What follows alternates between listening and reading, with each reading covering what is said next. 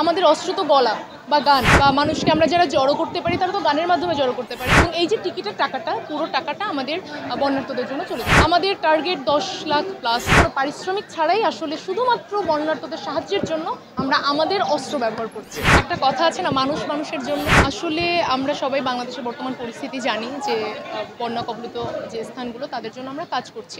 তো আসলে কি হয়েছে, আমরা যারা গান করি বা আমরা মিউজিশিয়ান যারা, তারা আমাদের অস্ত্র তো গলা বা গান বা মানুষকে আমরা যারা জড়ো করতে পারি তারা তো গানের মাধ্যমে জড়ো করতে পারি।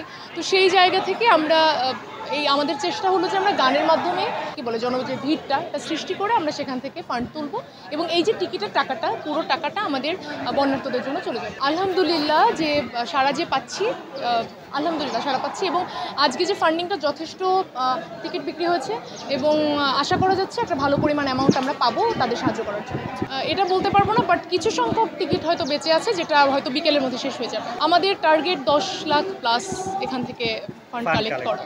হ্যাঁ, আসলে যারা গান করছেন বা মিউজিশিয়ান আমরা যারা হেল্প করছি, তারা হলো যে কেউ কোনো প্রকারে, যে ভলান্টিয়ার থেকে শুরু করে বা এটার আয়োজক জগন্নাথ বিশ্ববিদ্যালয় ব্যান্ড মিউজিক অ্যাসোসিয়েশন, তো কেউই কোনো প্রকার পারিশ্রমিক নিচ্ছেন না। আমরা যারা ভলান্টিয়ার হিসেবে কাজ করছি, অর্গানাইজার হিসেবে আমরা যারা কাজ করছি, আমরা কেউ কোনো প্রকার, যারা গান করছেন, যে আপনার অ্যাঙ্কারে আছেন, অ্যাঙ্কারিংয়ে আছেন, কেউই কোনো প্রকার টাকা নিচ্ছে না। কোনো পারিশ্রমিক ছাড়াই আসলে শুধুমাত্র বন্যার্থদের সাহায্যের জন্য আমরা আমাদের অস্ত্র ব্যবহার করছি। এখন যখন বন্যাটা হচ্ছে, বিভিন্ন মানুষ সাহায্য করছেন, সবাই সবার জায়গা থেকে এগিয়ে আসছেন।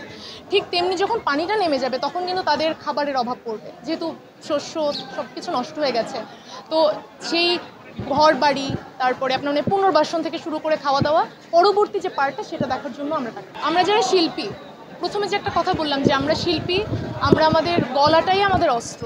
আমরা যখন কাউকে হেল্প করি তখন আমরা এই গলাটা কাজে লাগিয়ে হেল্প করি। আমরা যখন প্রচণ্ড রকমের খুশি থাকি আমরা গানটাই করি। ইভেন যখন স্বাধীনতা মুক্তিযুদ্ধ হয়েছিল 1971 সালে, তখন কিন্তু আমরা গানের মাধ্যমে উদ্বুদ্ধ করেছিলাম। এই গানটা আসলে খুবই প্রয়োজন মানুষের জন্য, মানুষের পাশে থাকার জন্য, মানুষকে হেল্প করার জন্য। মেইন কথা হলো আমি গান করি টুকটাক, তো যখন আমাকে মোটামুটি মানুষ চেনে, তো সেই জায়গা থেকে হলো যে আমার মনে হলো যে ঘরে বসে না থেকে আমি তো কী করতে পারছি। আমি যখন একটা বাক্স নিয়ে কারো কাছে যাব, সে 5 টাকা 10 টাকা দিচ্ছে, আমি যার কাছে যাচ্ছি সেই কিন্তু দিচ্ছে না আমাকে টাকাটা, বা আমি যার কাছে যেতে পারছি না সে কিন্তু আমাকে টাকাটা দিচ্ছেন না। তো আমার এই বুদ্ধিটা এসেছে যে আমি আমার যে টিম মেম্বার ছিল তাদের বললাম যে চলো আমরা রোড সাইড মিউজিক করি, যেখানে কি হবে, আমরা যখন গান করব, আমাদের সাউন্ড সিস্টেম নাই, যেহেতু আমরা স্টুডেন্ট, তো আমরা যখন গান করব তখন একটা ক্রাউড মুভমেন্ট ক্রিয়েট হবে। তখন কি হবে, আমরা যাদের কাছে দিয়ে যাব বক্সটা, তারা অবভিয়াসলি টাকা দেবেন।